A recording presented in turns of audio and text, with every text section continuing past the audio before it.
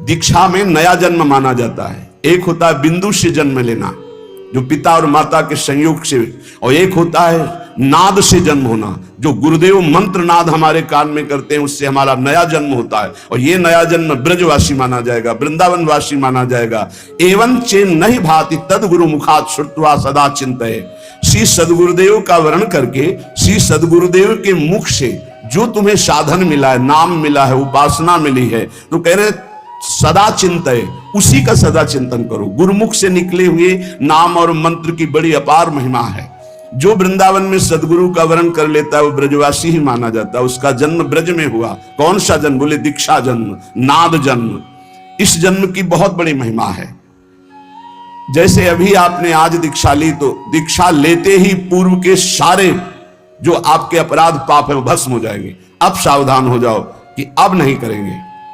अगर ऐसा नियम ले लिया, पक्का विश्वास कर लिया और गुरुमुख से निकले हुए साधना का सांगोपांग अनुष्ठान करो, इसी जन्म में भगवत प्राप्ति हो जाएगी। सदगुरु के मुख से जो उपदेश हुए सदा चिंतय, उनका चिंतन करो। नाम का, मंत्र का, मार्ग का, जो प्रियालाल के प्रेम मार्ग का उपदेश हुआ। और कह रहे प्रारब्धांतमिहा वसाति सहसा स्वादिश्य से स्वम रसम। प्रारब्ध के अनुसार शरीर में जो दुख सुख आ जाए उसे भोग लो, उसे मिटाने की कोशिश मत करो। क्या होगा? बोले आपके हृदय में सहसा एक दिन देख लेना प्रियालाल प्रकाशित हो जाएंगे और आप उस आस्वादन से, प्रेम आस्वादन से उन्मत्त हो जाएंगे। क्या करें?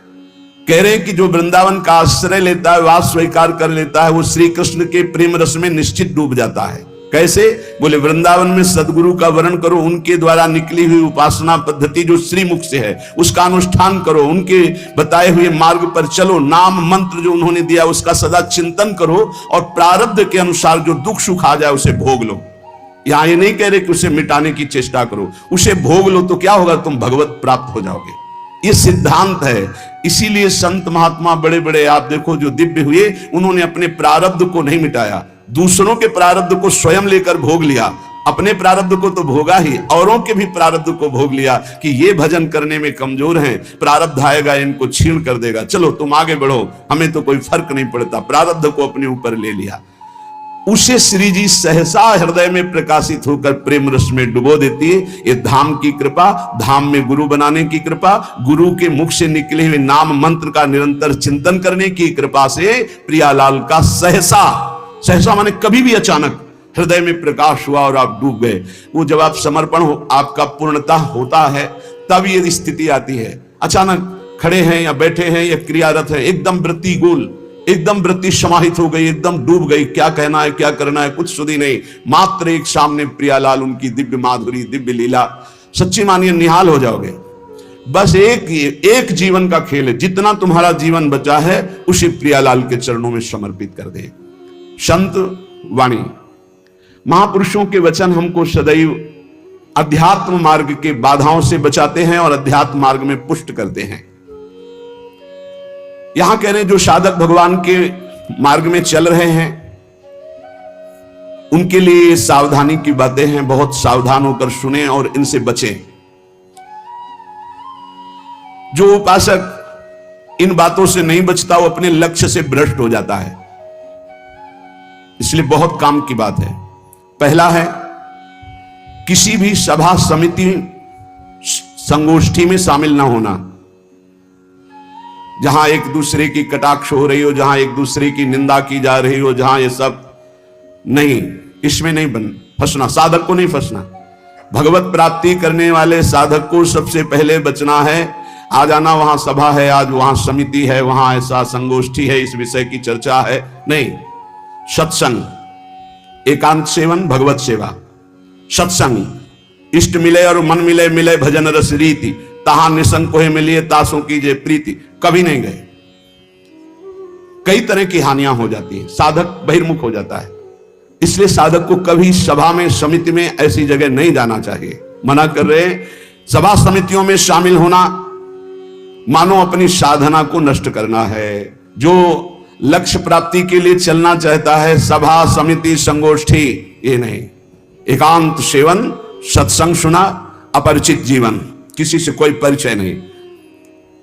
अखबार पढ़ना, समाचार देखना, ये उनके लिए सही है जो समाज सेवी हैं, जो समाज में विविध पदों में हैं, लेकिन जो भगवत प्राप्ति करना चाहता है उस साधक के लिए ठीक नहीं। ना समाचार पत्र पढ़ना और ना समाचार सुनना, ना समिति सभा में जाना, ना किसी राजनीतिक या व्यवहारिक संगोष्ठी को सेवन करना, नहीं। हम सबके हृदय में विराजमान उस परमात्म तत्व को जागृत करने के विषय में बोलते हैं। सबका हृदय मंदिर बने और सबके हृदय रूपी मंदिर में भगवान का प्रादुर्भाव, केवल उसकी चर्चा होती है। जिस प्रभाव से जन्मों से हम भटक रहे हैं, उस माया की मलिनता का नाश करके सच्चिदानंद प्रभु में स्थित होने की चर्चा होती है। बहुत चर्चाएं हो रही है, कम से कम एक चर्चा तो पकड़ो जिससे तुम्हारे हृदय मंदिर के पट खुले और तुम्हें साक्षात्कार हो जाए भगवान का। जब तक हृदय मंदिर में भगवान प्रकाशित नहीं होंगे तब तक कुछ काम बनने वाला नहीं। तो सत्संग हृदय मंदिर के पट खोलता है, सत्संग ज्ञान चक्षु खोलता है, प्रेम नेत्र खोलता है। सभा समितियों में जाना, पक्ष विपक्ष की वार्ता करना, समाचार पत्र पढ़ना, समाचार देखना, इस साधक को छोड़ देना चाहिए। दूसरा, कोई भी मनुष्य तुम्हारे जीवन में विशेष अधिकार प्राप्त न कर पावे। कोई भी पूरी सृष्टि में विशेष अधिकार, अरे वो अपने हैं, तो फिर श्यामा श्याम तुम्हारे कैसे रहे? श्यामा श्याम तो तभी अपने माने जाएंगे जब कोई और अपना ना हो। मेरे तो गिरधर गोपाल दूसरो न कोई, सिद्ध महान प्रेम रस में डूबी हुई मीरा जी के वचन, मेरे तो गिरधर गोपाल दूसरो न कोई। गोस्वामी तुलसीदास जी, एक भरोसो एक बल एक आस विश्वास, एक राम घनश्याम हित चातक तुलसीदास। किसी भी मनुष्य से विशेषता पूर्वक आपका संबंध ना होने पावे, स्थान विशेष में आसक्ति ना होने पावे, वस्तु विशेष में स्वाद ना आने पावे। भगवत प्राप्ति करना है तो दूसरी बात सावधानी पूर्वक, कोई हमारा विशेष नहीं, कोई खास नहीं, कोई वस्तु व्यक्ति स्थान कोई विशेष हमारे नहीं। जहां राखो तहां रहो, मान सुख रास है। जहां मेरे स्वामी जैसे रख रहे हैं वैसे रह रहा हूं। मेरा नहीं, मेरे स्वामी कहे जब चाहे तब हटा दे, जब चाहे तब रख ले, उनकी बात है। वस्तु जैसा चाह वैसा भेज दिया, वैसा हम उसका सेवन कर रहे हैं। हमारे लिए कोई खास वस्तु नहीं, मेरे स्वामी ने भेजा इसलिए बात है। तीसरी, मठ या आश्रम की स्थापना करके उसके विषय में चिंतन करना और धन आदि की चाह करना, यह साधक भगवत प्राप्ति से भ्रष्ट होने की वृत्ति है। यह सिद्धों का कार्य है, साधकों का नहीं। मठ आदि की स्थापना करना यह सिद्धों का कार्य, आचार्यों का कार्य है। आश्रम आदि की निर्माण वृत्ति करके फिर उसके संचालन के विषय में चिंतन करना, फिर रुपया पैसा इकट्ठा करना, और जब मर गए तो बाद में जो चार शिष्य हैं आपस में झगड़ा करना, मुकदमाबाजी शुरू होना। बचो इससे। जैसे बने बनाए मंदिर हैं, बने बनाए जगह हैं, हमको वास मिल रहा है, वास कर रहे, हटा दिए जाएंगे, फिर फुटपाथ में बैठ जाएंगे, पर हमारा कोई चिंतन चुरा ले, ऐसा नहीं। हम ऐसा कुछ नहीं करेंगे जिससे हमारा चिंतन बंटवारा हो जाए। मेरे प्रभु हैं, वो थे, वो रहेंगे। उनके एक निमिष मात्र से अनंत ब्रह्मांडों का सृजन हो जाता है। वो जहां रखेंगे जैसे रखेंगे, जहां राखो तहां रहो, मान सुख रास है। उपासक किसको बैठा ले? स्थान विशेष में आ सकती नहीं, व्यक्ति विशेष में आ सकते नहीं, वस्तु विशेष में आ सकते नहीं। हमारे लिए ना कोई वस्तु विशेष है, ना स्थान विशेष है, ना व्यक्ति विशेष है। मठ और आश्रम आदि की स्थापना करके उसके चिंतन में डूबना, अपने मन को मानो दुर्गति का मार्ग चयन कर लेना। थोड़ा सा कड़वा लगेगा ये बात। हम कह रहे हैं सिद्धों का कार्य, साधकों का नहीं। साधकों को नहीं फंसना चाहिए। अगर साधक फंसेगा तो नष्ट हो जाएगा, पक्का, इसमें कोई संशय नहीं। वाल्मीकि रामायण में एक प्रसंग आता है कि एक ब्राह्मण देवता भिक्षा याटन के लिए निकले हुए थे, कई दिन के भूखे थे, भिक्षा मिली नहीं, तो रास्ते में कुत्ता आराम से पड़ा था, 3-4 लाठी उसकी खोपड़ी में मारी, फूट गई खोपड़ी। उस समय राजाधिराज चक्रवर्ती महाराज अनंत कोटि ब्रह्मांडों के स्वामी भगवान श्री राम सिंहासन पर विराजमान थे। दरवाजे से आवाज मारी, सेवक ने कहा एक कुत्ता अपनी प्रार्थना करना चाहता है। भगवान ने बुलाया, बोलो। बोले मैं आराम से मार्ग में पड़ा था प्रभु, क्या मार्ग के साइड में पड़े रहना अपराध है? मैं कुत्ता हूं तो इसलिए मेरा इतना भी अधिकार नहीं कि मैं रास्ते के साइड में पड़ा रहूं। नहीं हुआ क्या, एक ब्राह्मण ने हमारे 4-5 लाठी मारी, खोपड़ी फूट गई। आप बताओ क्या मेरा दोष क्या था? मैंने भूखा भी नहीं, मैंने उसको कुछ छेड़ा भी नहीं, फिर क्यों मारा? बोले हमारे दरबार में ब्राह्मण को तो दंड दिया नहीं जाता। हाँ आप आए हो इसलिए बुलाते हैं उनको और प्रार्थना करेंगे कि ऐसा क्यों किया। बुलाए गए, भगवान आदर किए उन्हें और कहा आपने ऐसी त्रुटि क्यों की, क्यों मारा इसको? बोले 3-4 दिन से भिक्षा नहीं मिल रही थी, आराम से सो रहा था, मैं भूखा टहल रहा हूं, गुस्सा है, हमने मार दिया। अपराध है आपका। हाँ है। कुत्ते से कहा कि मैं तो दंड नहीं दे सकता क्योंकि हमारे दरबार में ब्रह्म ऋषि को दंड नहीं दिया जाता, आप दंड निर्धारित कीजिए, क्या दंड दिया जाए? उनका कलिंजर पर्वत का इनको महंत बना दिया जाए। तो दंड है पुरस्कार, जिसको मांगने से भी भिक्षा नहीं मिलती, वो कलिंजर पर्वत के बहुत बड़े आश्रम का महंत बन जाएगा आगे चलकर, तो ये तो पुरस्कार मिला, ये तो दंड थोड़ी। बोले नहीं प्रभु, मैं मानते ही हूं, पूर्व का मैं मानते ही हूं, जो कुत्ता बना हूं, ये जब कुत्ता बनेगा ना तब इसको समझ में आएगा। सीधे कुत्ता ना कह करके इसको हमने, अगर साधक ये सिद्धों का खेल है, जो स्वात्मानंद में मगन है वो पूरा साम्राज्य चला सकते हैं, लेकिन जो साधक है अगर इस प्रपंच में फंसा तो मारा जाएगा। जब तक भगवत साक्षात्कार ना हो तब तक होश में मठ और आश्रम आदि की स्थापना करके उसके चलाने की चिंता करना, ये सब बिल्कुल परमार्थ से भ्रष्ट कर देने की बात है। चौथा, साधन में आलस्य, प्रमाद अपनी दिनचर्या में कभी नहीं होना चाहिए। गुरु प्रसाद से अभी तक, अब आगे भगवान जाने, अगर 102 बुखार भी है और हमारा नियम है 12:30 बजे 1 बजे जगना, तो जगना है, जगना। पैदल आते थे, अब ठीक उसी समय राउंड लगा कि अपनी दिनचर्या है, अपनी दिनचर्या में 1 मिनट का फर्क नहीं। अब तो आराम से सो सकते हैं, नहीं, आराम कहां, जब तक शरीर में श्वास है आराम नहीं। इसको ऐसे रगड़ा जाता है जैसे कंजूस मालिक नौकर से, ऐसे इस शरीर का प्रयोग किया जाता है। एक एक श्वास बचा बचा के भगवान के चरणों में, और खूब मेहनत कराओ इससे। ये किस काम में आएगा? खा खा के अगर वजन बढ़ा रहे हो तो लकड़ी का वजन बढ़ेगा, फूंक दिया जाएगा शरीर, और किस काम में आएगा? न उठने में सुविधा, न दिनचर्या में सुविधा। जब शरीर बढ़ जाता है ना, अरे थोड़ा कम खाओ, खूब इसको व्यायाम प्राणायाम और अपनी दिनचर्या मेहनत करो, खूब नाम जप करो, भजन करो, इसके लिए मिला है। बोले साधन में आलस्य नहीं होना चाहिए, अपनी दिनचर्या में प्रमाद नहीं होना चाहिए। किसी भी साधक, दिनचर्या में प्रमाद का मतलब है अपने जीवन को नष्ट करना। ये नींद अच्छा है यार, राधा राधा रटना अच्छा है, हम कहते थोड़ा सो लो। नींद में केवल सुख जो मिलता है वो 5-6 घंटे संसार का चिंतन छूट गया, इस बात का है। तो तुम बैठे बैठे जागृत में यदि ऐसा अभ्यास बना लो, उसे समाधि कहते हैं। न जागृत है, न स्वप्न है, न सुषुप्ति है, भगवदाकार वृत्ति है। इसी के लिए तो हमारा मानव जीवन हुआ है। साधक अपनी साधना में प्रमाद न करे, कभी 3 बजे, कभी 4 बजे, कभी 5:30 बजे, कभी 2 बजे, ऐसी दिनचर्या ने, एक राइट दिनचर्या, 2-4-5 मिनट की बात अलग, पूरे जीवन आजीवन एक दिनचर्या चलनी चाहिए साधक की। फिर कर लेंगे प्रमाद, दीर्घ सूत्रता, ये नहीं होना चाहिए। 11 माला कहा है, आज 5 माला हुए, कोई कल 11 और 6, फिर कल जब 11 और 6 पूर्ति कर रहे तो 6 पूरे, 11 फिर आगे कर, धीरे धीरे नियम ही खत्म हो गया, खत्म। हम कभी इस बात से राजी ना हो कि हमारा मन भजन के लिए आगे टालता है। जब हम दीक्षा देते हैं तो इतना जरूर कहते हैं कि 11 माला गुरु मंत्र के अधिक जपो तुम्हारे सौभाग्य का विषय पर। हमारा नियम 11 कम से कम प्रारंभिक स्थिति में, 12 पद कम से कम चतुरासी जी के पूरी पाठ कर जाओ, तुम्हारे अहो भाग्य धन्य भाग। रो रो कर जब नाम पुकारते हैं तब कृपा होती है। पता नहीं कौन सी परिस्थिति ऐसा आ जाए कि लाद कर तुम्हें धाम से बाहर फेंक दिया जाए। हाँ, कोई रोग हो सकता है, कोई घटना घट सकती है, इसलिए सावधान, प्रमाद स्थिति नहीं, दीर्घ सूत्रता नहीं। अपने दिनचर्या में कोई फर्क नहीं पड़ना चाहिए। जिसकी दिनचर्या ठीक नहीं है, पूज्य सदगुरुदेव भगवान के वचन, साधु की पहचान उसकी दिनचर्या से होती है। जिसकी दिनचर्या राइट टाइम फिक्स चलती है, साधुता ठीक चल रही है। अगर दिनचर्या में व्यवधान, तो तुम्हारे जीवन में व्यवधान है, हटा दो, अपनी दिनचर्या में आओ। दिनचर्या ठीक होनी चाहिए। गुरुजनों के वचनों में, शास्त्र के वचनों में अविश्वास, अश्रद्धा या उपदेश दिए हुए कार्य के लिए निश्चय की कमी। आपको ऐसा करना है, हाँ हाँ कर लेंगे, नहीं वही करना है जो आज्ञा हो गई, बस सब बात बन जाएगी। 5वां, कोई तुमसे विजय प्राप्त करने आया है शास्त्रार्थ के लिए, पहले ही हाथ जोड़कर हार जाओ। अगर भगवत प्राप्ति करनी, परास्त करने की कोशिश मत करो। 6वां, अपने को संत मानना और दूसरों को दोष दर्शन करना, यह साधक का नाश कर देने वाला होता है। अपने को संत मानना, दूसरों को असंत मानना, मतलब पतन का रास्ता निश्चित कर लिया।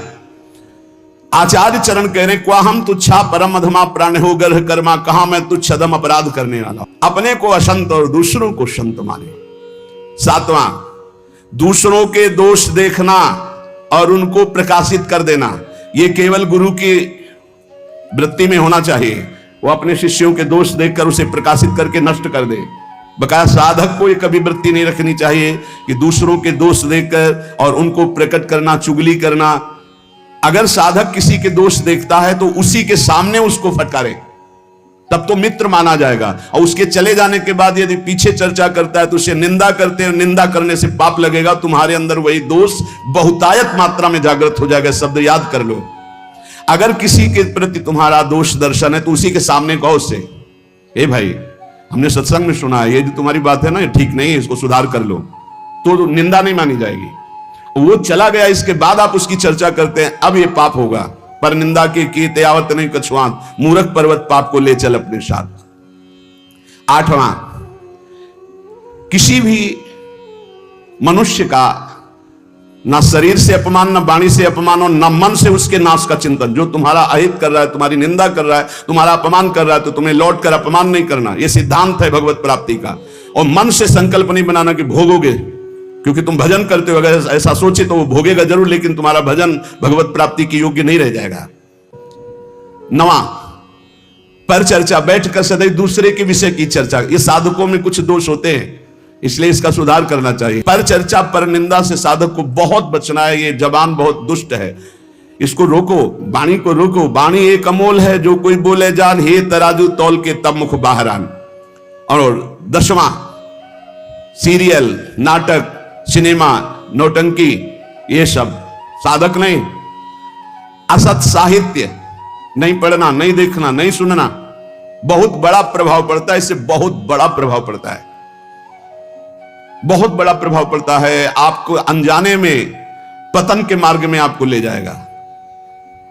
आपको सुनना है सत्संग, तो सुनने वाला यंत्र रखिए। ये सुनने के लिए ये जो टच वाला मोबाइल है, बचो इससे, पक्की बात है। इसको हम बहुत प्रार्थना पूर्वक निवेदन करते हैं कि साधक जो घर से निकला है भगवत प्राप्ति के लिए, टच वाले मोबाइल से बचे। जहां भगवत प्राप्ति की लालसा से आपने वैराग्य लिया, वहां भोगों की लालसा पैदा कर देगा। जहां आप खोले मोबाइल तो आपके ऑप्शन ही ऑप्शन है। और मन कभी भगवत ऑप्शन सुनना चाहे तो बड़ा पवित्र मन होता है। हाँ, ये संसारिक बात है, इसमें क्या है, अच्छा इसमें क्या है, ढूंढते ढूंढते वहां पहुंच गए जहां नहीं पहुंचना चाहिए, और आपको नष्ट कर देगा। सत्संग सुनना है तो यंत्र रखो सत्संग सुनने का। अगर आपको सही माने में मोबाइल का ही प्रयोग करना है, बहुत जरूरी है, तो हम कहते हैं छोटा वाला मोबाइल रखो। लेकिन नहीं, स्मार्ट, बड़े स्मार्ट बने हो, माया से थोड़ी तुम्हारी स्मार्ट गिरी चलेगी। माया तुमसे ज्यादा स्मार्ट है, उसी स्मार्ट में फंसा देगी। स्मार्ट है तो कहते हैं उसे स्मार्ट मोबाइल कहते हैं। हाँ, तुम्हारी स्मार्ट गिरी नहीं चलेगी माया के आगे। वो एक दृश्य दिखाकर, मछली के मैथुन को देखकर 100 भरी महात्मा जल में समाधिस्थ रहते थे, साधना भ्रष्ट हो गई। अजामिल लकड़ी लेने गया था, वैश्यागमन देख करके उसकी बुद्धि भ्रष्ट हो गई, उसी वैश्या में आसक्त हो गई। प्रार्थना है, बहुत बिना मोबाइल के नहीं चलता तो 1800 वाला ले लियो, 2000 का जो नहीं आता इतना भाई। बहुत बात करनी है, कहीं कोई तुम्हारा पदाधिकारी हो तो भाई देख लो।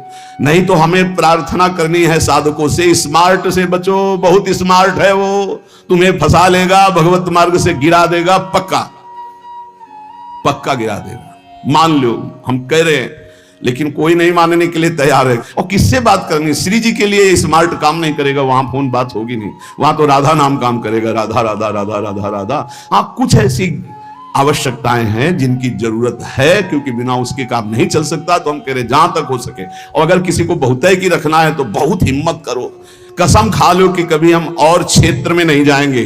बहुत बड़ा क्षेत्र है। आज कोई भी व्यक्ति हमको प्रायः ऐसा नहीं दिखाई देता जिसकी कनपटी में मोबाइल ना लगा हो। भगवान का यह बहुत विचित्र, कलयुग भगवान ने ये यंत्र चलाया है, बहुत विचित्र। ये भगवान की बहुत माया चली। तो कह रहे नाटक, सिनेमा, फिल्म, सीरियल, समाचार, बचो भाई। अगर भगवत प्राप्ति करना है तो थोड़ा सावधान हो जाओ। 11वां, शास्त्र विरुद्ध कोई भी आचरण ना हो, नहीं तो भय को प्राप्त हो जाओगे। बड़े शेर दिल होकर के भी तुम्हें गुलामी ऐसे की सहनी पड़ेगी जो तुम सोच नहीं सकते। अगर अशास्त्रीय थोड़ा भी कर्म हुआ तो वही तुम्हें रौंद देगा। एक छोटा सा, एक नीच प्रवृत्ति वाला तुम्हारे ऊपर शासन कर लेगा। हमारी बात को समझना। जो लिखा है, शास्त्र विरुद्ध कोई भी आचरण तुम्हारे शेर दिल को रौंद देगा। शेर दिल का मतलब समझते हो, साधु सिंहवत होता है, बिल्ली बना देगा। वही तुम्हें डाउन होना पड़ेगा, वही तुम्हारी हंसी उपहास, वही तुम्हारी निंदा हो जाएगी। अशास्त्रीय आचरण